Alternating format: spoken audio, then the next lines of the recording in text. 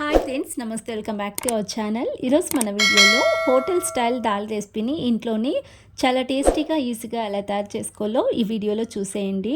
అంతకన్నా ముందు రెసిపీ నచ్చినట్లయితే ప్లీజ్ లైక్ చేయండి. అలాగే ఫస్ట్ టైం వీడియో చూసినట్లయితే ఛానల్ని సబ్స్క్రైబ్ చేసుకోండి.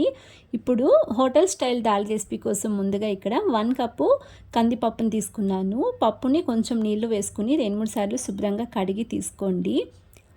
ఈ విధంగా 2-3 సార్లు కడిగిన తర్వాత ఇందులోనే 1 కప్పు కందిపప్పుకి నేను 4 కప్పుల నీళ్లు వేసుకుంటున్నాను. 4 కప్స్ వాటర్ వేసిన తర్వాత మూత క్లోజ్ చేసేసి ఒక 10 మినిట్స్ నాననివ్వండి. టైం లేదంటే అలా అయినా చేసేసుకోవచ్చు. తర్వాత ఇందులోనే ఒక మీడియం సైజ్ ఉల్లిపాయను పొడుగా కట్ చేసి వేసుకోండి. అలాగే 3 టమాటోస్ను కూడా పొడుగా కట్ చేసి వేసుకుంటున్నాను. తర్వాత ఇందులోనే 1.5 టీ స్పూన్ కారం పొడి వేసుకుంటున్నాను. అలాగే 1/2 టీ స్పూన్ పసుపును వేసుకోండి. 2 టీ స్పూన్ల ఆయిల్ వేసుకుంటున్నాను. ఆయిల్ వేసుకోవడం వలన పప్పు తొందరగా ఉడుకుతుందండి. పప్పు నానబెట్టడానికి టైం లేనప్పుడు ఇలా ఆయిల్ వేసుకొని ఉడికించుకోవడం వలన తొందరగా ఉడుకుతుంది. ఇప్పుడు కుక్కర్ మూత క్లోజ్ చేసి స్టవ్ పైన పెట్టి 4 లేదా 5 విజిల్ ఉడికించుకోండి.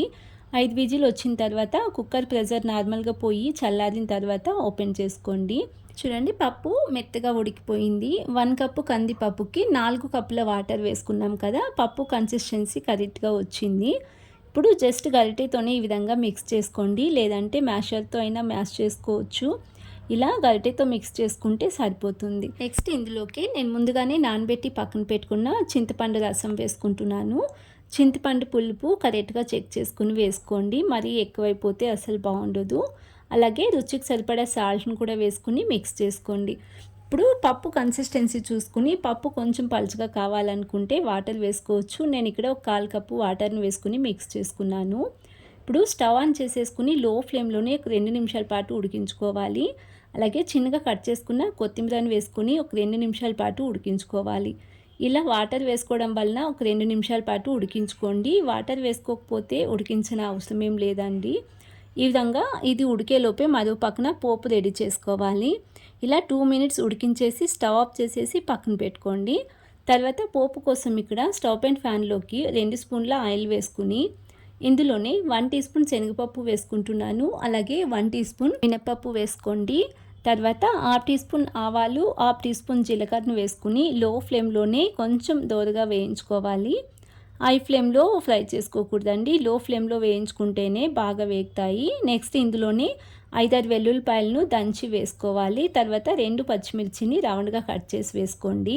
తర్వాత 2 ఎండుమిర్చిని కూడా తుంచి వేసుకుని కొంచెం కరివేపాకును వేసుకుని ఫ్రై చేసుకోండి.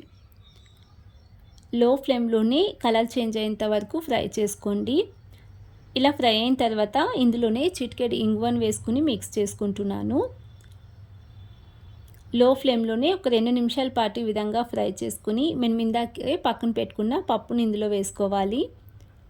మిక్స్ చేసుకుని స్టవ్ ఆఫ్ చేసేసుకోండి. మరో పక్కన 2 స్పూన్ల ఆయిల్ వేడి చేసి అందులో 1/2 టీ స్పూన్ జీలకర్ర, 1/2 టీ స్పూన్ చిల్లీ పౌడర్ని వేసుకుని వెంటనే పప్పులో వేసేసుకోండి. ఈ విధంగా చివరిగా పోపు వేసుకోవడం వలన చాలా టేస్టీగా ఉంటుందండి పప్పు.